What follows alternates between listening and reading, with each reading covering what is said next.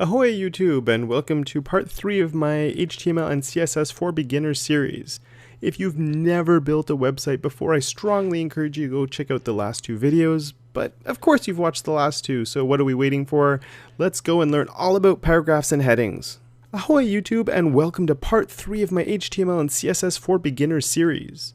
If you've never built a website before and you didn't see my other videos, I strongly encourage you to go check those last 2 ones out.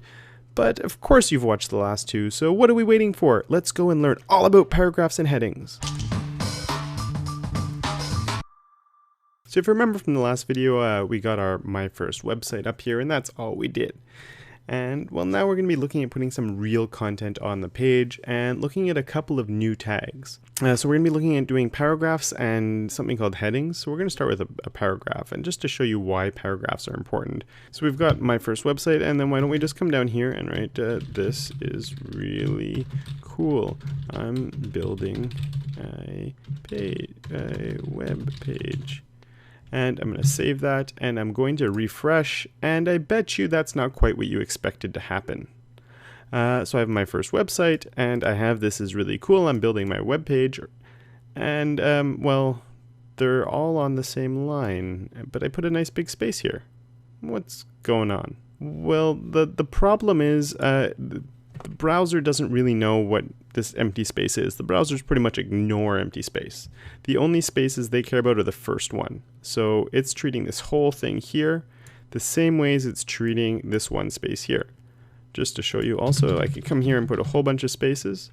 Let's save that. So File, Save, and let's hit a refresh, and it looks exactly the same.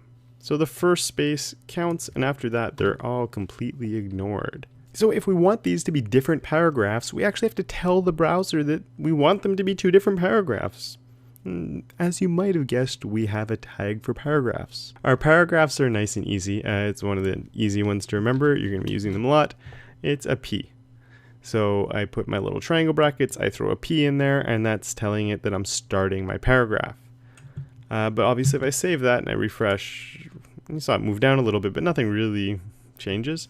So when I do my paragraph, I also need to tell it that I'm closing my paragraph. So this is the end of my paragraph. So I do that, the slash, and I put my P, and I'll hit save. So Command or Control S, and I'll refresh. And there we go. I have 2 separate paragraphs now. These tags are telling it this paragraph is ending. It's going to come down and start the next one. And all of our text should end up being in a paragraph tag. Now, there's more than just paragraphs with a website. There's also what we call headings. So headings are a hierarchical. They pretty much go from most important to least important. So let's take a look at what those would look like. Let's just come down. We have 6 heading tags. So we have a heading, we have paragraphs, headings, but no, it's not just H, we have 6. So it's an H1. I'll just write heading 1 in there. Whoops, heading 1, close H1. And let's save that and refresh over here and see what we got. And there's my heading 1. And you can see it's big, it's bold, it's much bigger than the text over here. So, it's more important, a heading is more important than a paragraph. So by default, the browser's making it bigger, it's making it bold, it's making it stand out. So you can take a guess. I have a heading 2. And I'm going to save and just take a little guess at what that might do and see if you were right. So a heading 2, as you probably assumed, is less important than heading 1. So it's still big, it's still bold, but it's just not as big and bold as my heading 1. And let's go through and do all of them.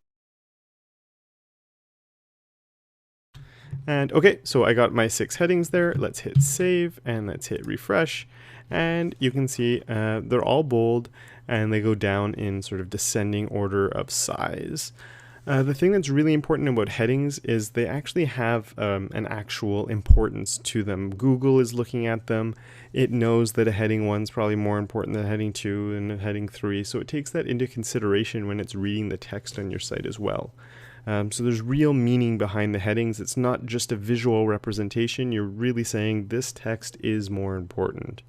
And that is something that's important to know. Now, things to not do. One thing you do not want to do, H7, there is no H7. So I'm going to save that and refresh, and you'll see it looks just like a paragraph. So don't do H7, H8, H9. You have 1 to 6. And I've also seen people do things like P1. This is my first paragraph, close P1, and then P2. This is my second paragraph, close P2.